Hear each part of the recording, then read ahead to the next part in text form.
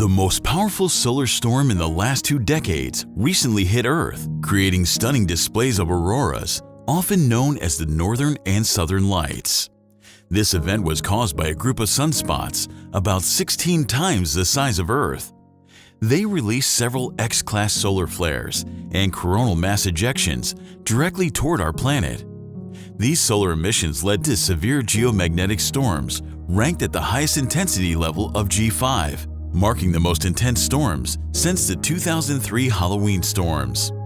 As a result, the colorful auroras were visible much farther south than usual, with the northern lights seen as far south as Florida and Mexico, and the southern lights visible in countries like New Zealand, Australia, Chile, and Argentina. The recent solar storms have affected technology in space and on Earth. Elon Musk noted that the Starlink satellite service was experiencing issues due to the storm. He wrote on the social platform X that its satellites were under a lot of pressure, but holding up so far. The storms also disrupted power grids, GPS systems, and high-frequency communications in certain areas. These events suggest that the solar maximum, a period of peak solar activity in the Sun's 11-year cycle, might arrive earlier than anticipated. As the Sun's magnetic field flips, we can expect more geomagnetic storms in the coming months. While these storms could provide more spectacular displays of auroras, they could further disrupt radio communications and electrical infrastructure. So, what really happened on the surface of the Sun that caused the geomagnetic storm? How did it create such a stunning display of light 150 million kilometers away?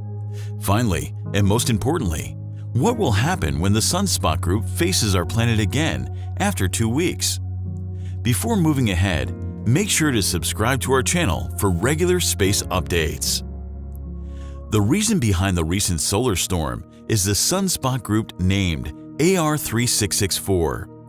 Sunspots are temporary dark areas on the Sun's surface, looking darker because they are cooler than the surrounding areas. The temperature in the center of a sunspot is between 3000 and 4500 Kelvin, much cooler compared to the surrounding area's temperature of about 5800 Kelvin. The AR3664 cluster rotated into view of Earth a few days ago. At that time, it looked fairly normal, but then it grew quickly to become 16 times as wide as our planet, spanning 200,000 kilometers or 125,000 miles. It became one of the largest sunspots of the current solar cycle. NOAA's Space Weather Prediction Center issued warnings of increased solar flare risk from AR3664 at the beginning of the month, and the dark patch on the Sun lived up to its expectations. AR3664 emitted a total of 75 M-class flares and 10 X-class flares within a week, accounting for 50% of the X-class flares this year. A solar flare is a sudden, localized, and intense burst of radiation on the Sun, resulting in a brilliant flash of light across various wavelengths. They can last from minutes to hours and contain tremendous amounts of energy. The light emitted from these flares reaches our planet in 8 minutes and 20 seconds. Flares are ranked by their strength. B class is the smallest, followed by C, M, and then X, the most significant. The scales differ in strength by a factor of 10. Each class is further divided into a scale from 1 to 9. C-class flares are generally too weak to affect Earth significantly. However, M-class flares can cause short-term radio blackouts at the poles and minor radiation storms, posing potential risks to astronauts. Most people get confused between a solar flare and a coronal mass ejection, or CME. A CME is an immense cloud of magnetized particles hurled into space from the Sun. These eruptions occur when the Sun's magnetic fields explosively realign, propelling solar matter into space. CMEs travel at speeds exceeding 1 million miles per hour and can take up to 3 days to reach Earth. Unlike solar flares, CMEs are massive fans of gas swelling into space. When a CME interacts with the Earth's magnetic fields, it creates currents that drive particles toward Earth's poles, leading to the formation of auroras. In essence, while both solar flares and CMEs are born from the Sun's magnetic field realignments, they emit different things, look different, travel differently and have distinct effects on near planets like Earth. Solar flares manifest as bright flashes of light, while CMEs appear as enormous clouds of magnetized particles moving through space.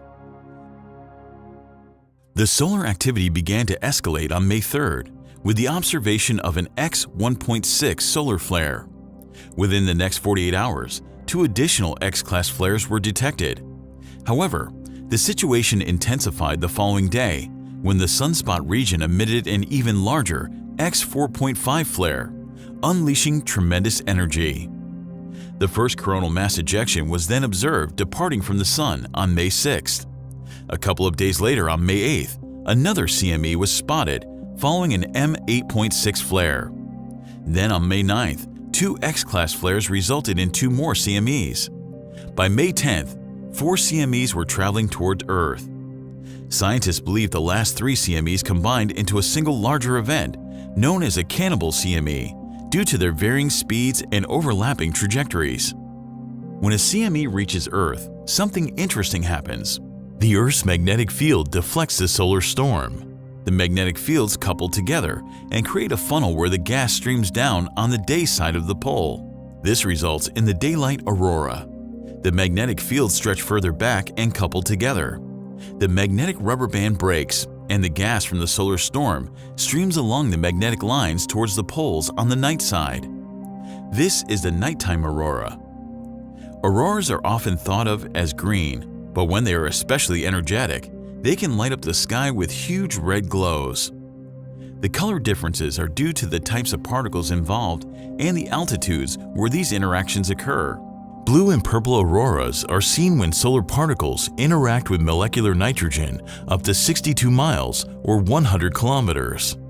Green auroras are created when these particles interact with oxygen at altitudes between 100 and 300 kilometers, or about 62 to 186 miles. However, the striking red auroras we sometimes see occur during intense solar storms when these interactions happen with oxygen at higher altitudes, between 300 and 400 kilometers. Additionally, for red auroras to be visible to the naked eye, they must be at least 10 times brighter than the green auroras. Geomagnetic storms can have significant impacts on our electrical power grids and satellite infrastructure. During a geomagnetic storm, geomagnetically induced currents, or GICs, can flow through power transmission lines and transformers. This can cause transformers to become saturated and overheat, leading to various electrical issues. Specifically, transformers may fail, protective equipment can trip, transmission lines might overload, and generators could be damaged.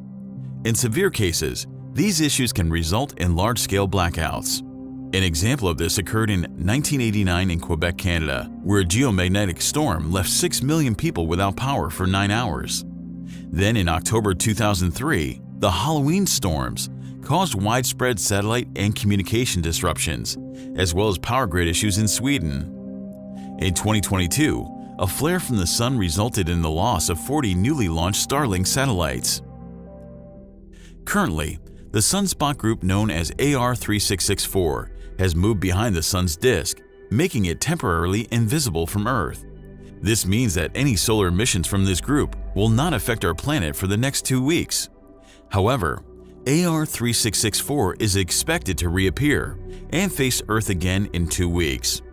Based on past behaviors observed in sunspots, there's a possibility that this group could remain active once it becomes visible again. Just before it rotated out of view on May 11th, AR3664 produced significant solar activity, including an X1.8 and a much larger X5.8 flare, the latter of which was associated with a CME. This activity suggests that AR3664 could still produce more solar flares in the future, and indicates that its cycle of activity isn't over yet. AR3664 is no ordinary sunspot. It's so big that it can be seen from Earth without magnification. However, do not attempt to look at the sun without a solar filter or eclipse glasses. The size of AR3664 is comparable to the sunspot that caused the Carrington event in 1859, the most intense geomagnetic storm on record. The storm associated with the Carrington event caused sparking and fires in telegraph stations. and auroras were visible as far south as the Caribbean and Mexico. In 1859, the most advanced electrical technology was the telegraph system.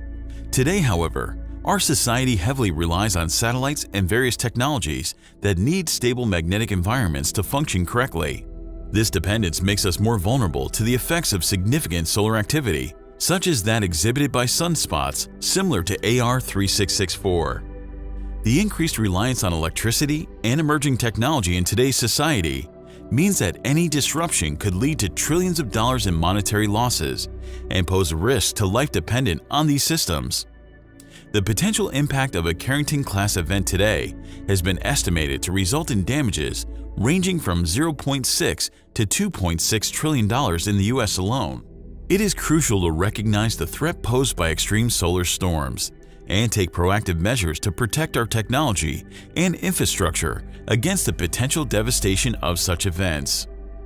The solar storms we experienced in May 2024 suggest that the solar maximum, along with the flip of the sun's magnetic field, may occur sooner than anticipated. We've created a detailed video that explains everything you need to know about the solar cycle and its impacts on us. Be sure to watch it to understand it thoroughly. And if you learn new things from this video, please don't forget to like it and subscribe to our channel for more updates. See you in the next one.